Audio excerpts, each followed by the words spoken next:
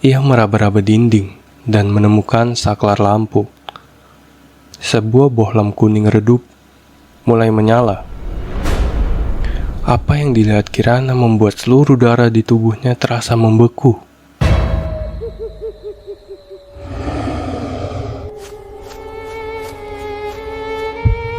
Selamat datang di Bisikan Horor. Halo para arwah sekalian, ketemu lagi sama kita. Salam sejahtera untuk kita semua. Semoga sehat selalu dan lancar urusannya. Terima kasih sudah kembali meluangkan waktu di channel ini. Doa terbaik untuk kita semua. Semoga kita selalu dijauhkan dari mara bahaya, baik yang terlihat maupun yang tak terlihat. Ya, hari ini kita dapat cerita. Siapa ini namanya? Kita dapat cerita dari namanya Kirana ya. Matikan lampunya, tutup pintunya, dan pastikan kamu tidak sendirian malam ini. Karena sekalinya kamu masuk, tidak ada jalan untuk pulang. Selamat mendengarkan. Bagi Kirana, Yogyakarta bukan sekedar kota pelajar. Kota ini adalah pertaruhan terakhirnya. Di usianya yang baru menginjak 19 tahun, remaja asal Cilacap ini nekat merantau demi meringankan beban ibunya yang sedang menjanda. Berbekal ijazah SMK Tata Boga dan sebuah koper usang yang salah satu rodanya sudah copot, Kirana mendarat di terminal Giwangan 3 bulan yang lalu. Namun, realitas ibu kota kebudayaan ini tidak seramah brosur wisatanya. Mencari pekerjaan dengan gaji yang layak di Yogyakarta bagi seorang lulusan baru ternyata luar biasa sulit. Uang tabungannya kian menipis, menyusut seiring dengan bayaran kos bulanan di daerah jembatan merah yang pengap. Hingga malam itu, sebuah selembaran kertas HPS kuning yang tertempel di tiang listrik dekat lampu merah Jalan Magelang mengubah segalanya. Di situ tertulis, dicari segera asisten dapur malam. Lokasi restoran nasi gudeg dan ayam kampung Ndoro Ayu, Jalan Magelang, kilometer 6. Jam kerja dari jam 21.00 sampai jam 4.00. Gaji 3,5 juta bersih dengan bonus harian tunai. Syarat wanita jujur, cekatan, dan tidak banyak bertanya. Kirana tertegun. Gaji 3,5 juta untuk pekerja dapur di Jogja itu hampir 2 kali lipat UMK setempat. Ditambah bonus harian, Kirana tidak peduli dengan syarat terakhir yang agak ganjil. Dompetnya yang hanya menyisakan 2 lembar uang 10 ribuan mendikte akal sehatnya. Malam itu juga pukul 8, Kirana mengayuh sepeda tua yang dipinjamnya dari ibu kos menuju lokasi. Jalan Magelang malam itu terasa lebih dingin dari biasanya. Kabut tipis yang tidak biasa mulai turun, membiaskan cahaya lampu. Jalanan menjadi pendaran kuning yang suram. Restoran itu berdiri agak menjorok ke dalam dari pinggir jalan raya, terjepit di antara bangunan toko ban yang tutup dan sebidang tanah kosong penuh pohon pisang. Arsitekturnya bergaya Jawa kolonial, sebuah rumah limasan besar dengan cat putih yang sudah mengelupas di sana-sini. Di depannya, sebuah papan kayu besar bertuliskan Restoran Ndoro Ayu. Bergoyang pelan ditiup angin, menimbulkan suara derit yang mengilukan. Anehnya, meski waktu sudah menunjukkan pukul 9 malam, restoran itu tampak sepi.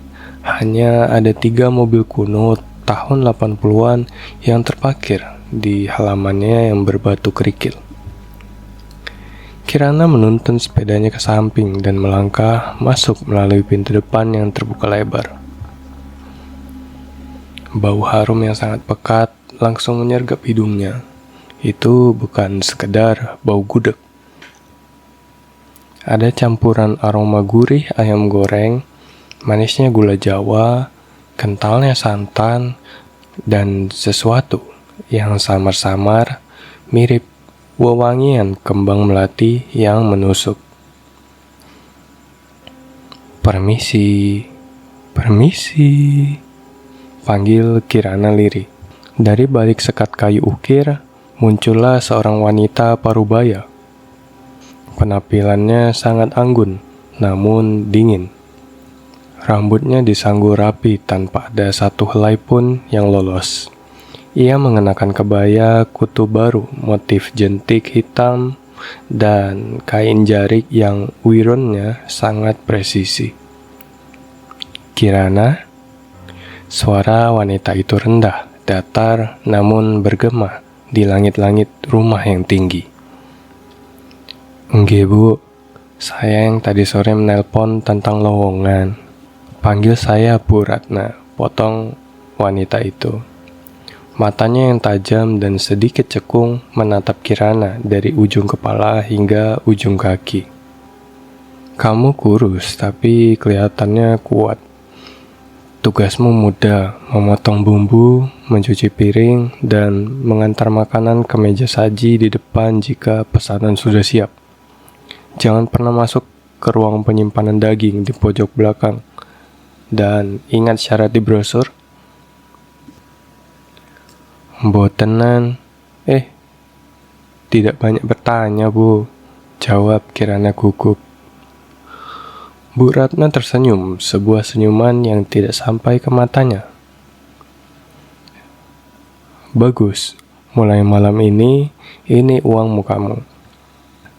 Bu Ratna menyodorkan 3 lembar uang 100 ribuan yang masih sangat baru dan kaku. Kirana menelan ludah. Rasa curiganya kalah telak oleh rasa syukurnya. Dapur restoran Doro Ayu luar biasa besar, namun terasa kuno. Tidak ada kompor gas modern.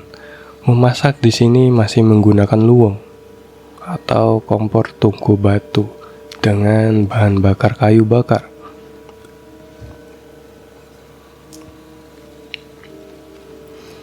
Asap mengepung langit-langit membuat mata Kirana agak perih. Di dapur itu Kirana tidak sendiri. Ada seorang pria tua bertubuh bungkuk bernama Pak Sukardi yang bertugas menjaga api tungku. Dan seorang perempuan muda bernama Lastri yang bagian meracik bumbu. Awalnya semua berjalan normal. Kirana dengan cekatan mengupas bawang merah dan memotong nangka muda. Namun, seiring berjalannya waktu, Kirana mulai merasakan keganjilan yang merayap. Pertama, mengenai para pelanggan. Setiap setengah jam, Bu Ratna akan masuk ke dapur dan meletakkan selembar kertas pesanan. Kirana bertugas mengantar piring-piring berisi gudeg dan ayam kampung ke meja saji di depan melalui celah jendela kayu. Melalui celah itulah Kirana sesekali mengintip ke ruang makan. Ruang makan itu remang-remang, hanya diterangi oleh lampu-lampu minyak gantung yang bergoyang. Pelanggan yang datang entah mengapa semuanya mengenakan pakaian yang sangat rapi. Pria berjas, wanita berkebaya. Namun mereka semua duduk dengan kaku. Mereka makan dalam keheningan yang mutlak. Tidak ada suara denting sendok beradu. Tidak ada suara obrolan. Hanya suara kunyahan yang berat dan lambat. Kedua, mengenai Lastri dan Pak Sukardi. Selama 3 jam bekerja, kedua orang itu tidak pernah mengeluarkan suara satu patah kata pun. Ketika Kirana mencoba menyapa, Lastri hanya menatapnya dengan mata yang sayu, berair dan penuh dengan lingkaran hitam. Lalu kembali menumbuk bumbu dengan ritme yang monoton. Puk, puk, puk. Mbak Lastri udah lama kerja di sini, tanya Kirana berbisik pada jam 2 pagi, memanfaatkan momen saat Bu Ratna sedang ke depan. Lastri waktu itu tidak menjawab. Tangannya yang memegang ulakan batu tampak gemetar. Kirana memperhatikan pergelangan tangan Lastri. Kulitnya tampak sangat pucat, hampir membiru, dengan bercak-bercak gelap seperti lebam mayat. Tiba-tiba Pak Sukardi yang berada di dekat tungku terbatuk keras. Bau busuk yang sangat menyengat seperti bau daging yang membusuk di selokan terembus bersamaan dengan asap tungku. Kirana refleks menutup hidungnya. Pak Sukardi sakit? Tanya Kirana cemas. Pria tua itu menoleh perlahan. Lehernya mengeluarkan suara krek yang kering. Kulit wajahnya tampak kendur, seolah-olah daging di bawahnya telah menyusut. Ia menatap Kirana dengan mata yang seluruh bagian putihnya telah menguning, lalu menggeleng pelan, memberi isyarat dengan jarinya di depan bibir. Shh. Pukul 3 pagi, suasana di dalam restoran semakin mencekam. Dinginnya udara malam terasa menembus hingga ke sumsum tulang Kirana, melompati hawa panas dari tungku kayu. Bu Ratna masuk ke dapur dengan tergesa-gesa. Kirana, stok ayam kampung di depan habis. Ambilkan 2 ekor lagi di dalam ruang penyimpanan di pojok belakang.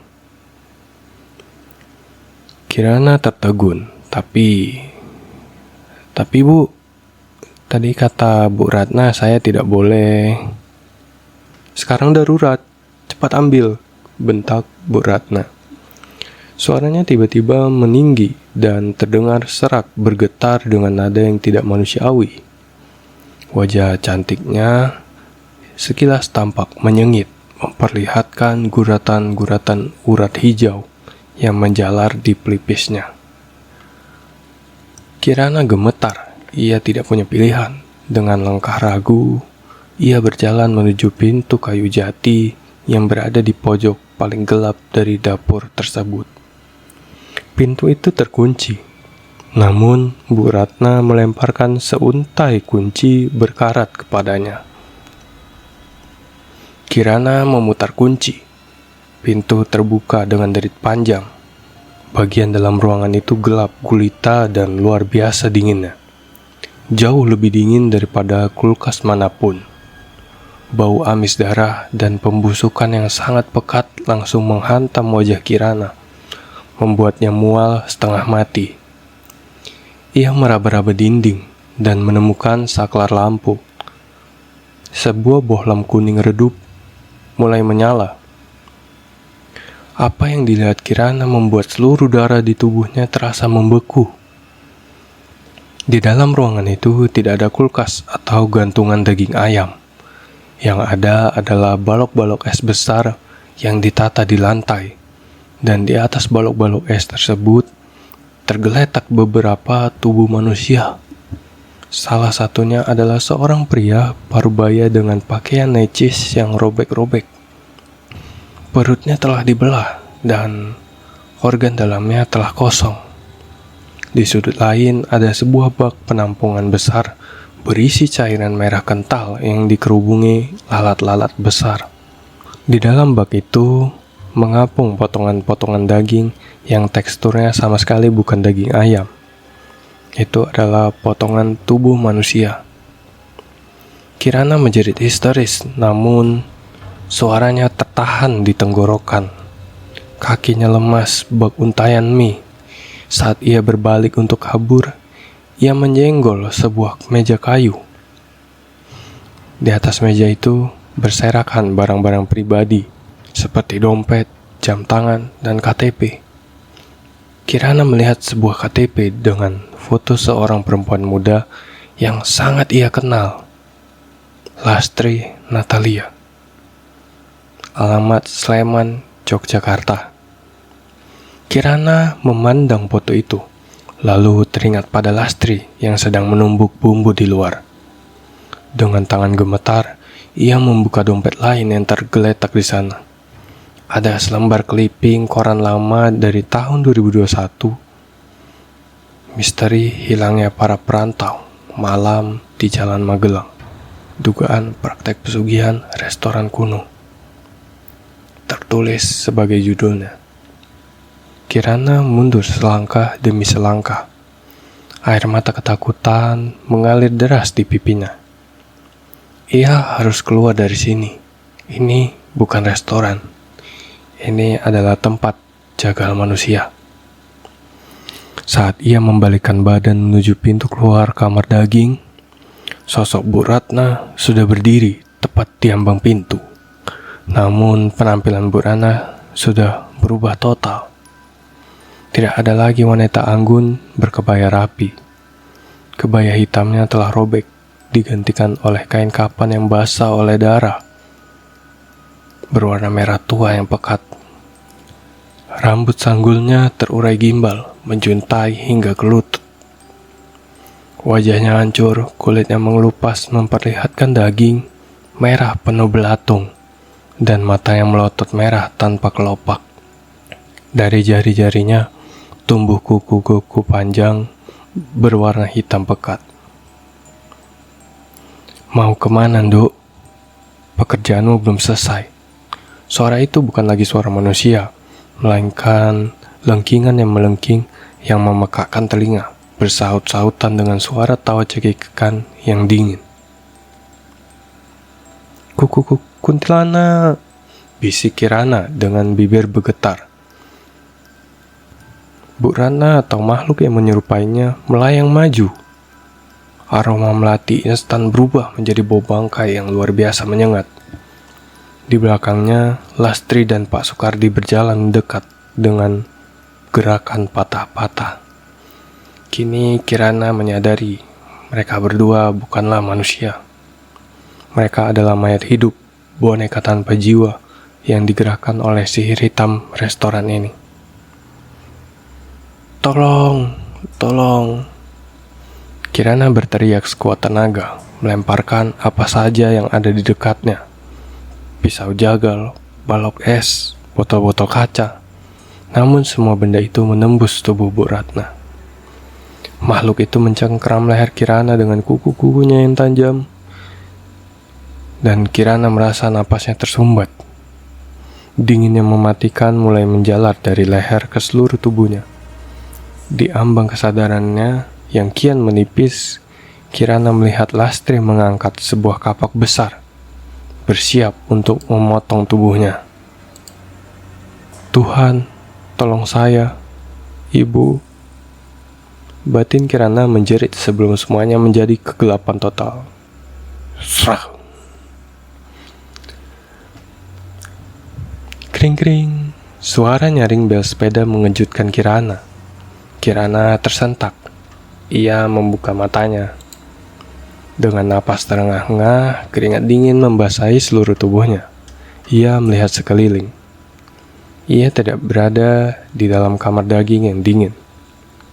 Ia sedang duduk di atas sepedanya, bersandar pada sebuah tiang listrik di pinggir jalan Magelang.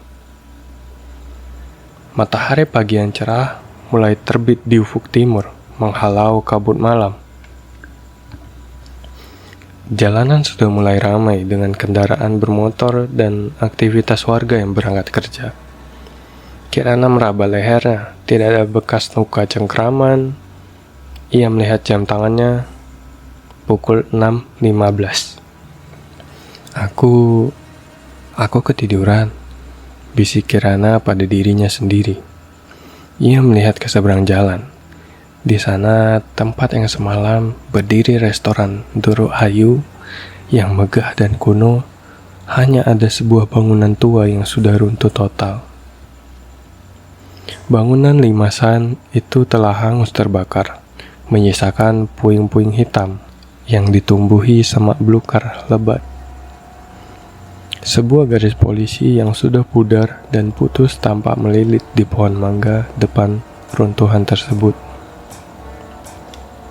Seorang bapak tua penjual bubur ayam keliling lewat di dekatnya. Kirana yang masih syok segera menghentikan bapak tersebut. Pak, mau tanya, kata Kirana dengan suara serak. Restoran Gudeg Ndoro Ayu yang di sebelah sana itu kemana ya, Pak? Bapak penjual bubur itu menghentikan gerobaknya, menatap Kirana dengan pandangan heran, lalu berubah menjadi tatapan kasihan. Mbaknya ini perantau baru ya? Tanya si bapak. Enggak, Pak, baru 3 bulan. Bapak itu menghela napas panjang, lalu berkata, nasi gudeg Ndoro Ayu itu sudah kebakaran 5 tahun yang lalu, Mbak. Tepatnya tahun 2021. Pemiliknya, Bu Ratna, ternyata ikut sekte pesugihan hitam. Dia menembalkan para pekerjanya, anak-anak muda yang merantau ke Jogja, untuk dijadikan bahan campuran masakan agar warungnya laris manis. Kirana merasa jantungnya berhenti berdetak. Lalu korbannya, Pak? Ada 2 pegawai yang ditemukan tewas mengenaskan di dalam ruang bawah tanah setelah tempat itu dibakar massa yang ngamuk. Namanya kalau tidak salah Pak Sukardi dan seorang gadis muda bernama Lastri. Bu Ratna sendiri tewas terbakar di dalam rumah itu, tapi jenazahnya tidak pernah ditemukan utuh. Sejak itu, daerah sini rawan. Sering ada warung gaib yang muncul kalau malam hari untuk mencari korban baru. Beruntung Mbak, tidak kenapa-kenapa. Kirana lemes, berarti semalam ia benar-benar masuk ke dunia gaib. Ia berhasil selamat karena terkejut dan pingsan sebelum sempat dieksekusi. Dan makhluk-makhluk itu melemparnya kembali ke pinggir jalan saat fajar tiba. Dengan tangan gemetar, Kirana berniat mengambil dompetnya di kantong jaket untuk membeli bubur. Sekedar menenangkan perutnya yang mual. Namun, saat tangannya meraba kantong jaketnya, jarinya menyentuh sesuatu yang kaku. Kirana menarik benda tersebut keluar. Itu adalah 3 lembar uang 100 ribuan. Uangnya masih sangat baru, bersih, dan kaku. Namun, saat Kirana memperhatikan lebih dekat di bawah sinar matahari pagi, warna merah dari uang 100 ribuan itu perlahan-lahan luntur. Kertas kaku itu berubah tekstur menjadi kering dan rapuh. Itu bukan uang. Itu adalah 3 lembar kain kafan berukuran kecil yang dipotong rapi, lengkap dengan bercak darah kering yang membentuk angka 100 ribu. Dan aroma melati yang pekat langsung menguar dari kain tersebut. Bersamaan dengan itu, dari arah reruntuhan bangunan di seberang jalan, di antara desau angin pagi, Kirana mendengar suatu bisikan wanita yang sangat lirih, namun tepat di telinganya. Mbak Kirana, besok malam datang kerja lagi ya. Gaji sudah dibayar di muka loh. Kirana menjerit menjatuhkan potongan kain kafan itu dan mengayuh sepedanya secepat mungkin tanpa pernah menoleh lagi ke belakang. Yogyakarta tidak lagi sama di matanya. Oke, begitulah cerita dari Kirana. Semoga dari cerita ini kalian bisa mendapatkan pelajaran, ambil baiknya, buang buruknya. Sampai ketemu lagi di ritual kita yang selanjutnya. Bye-bye.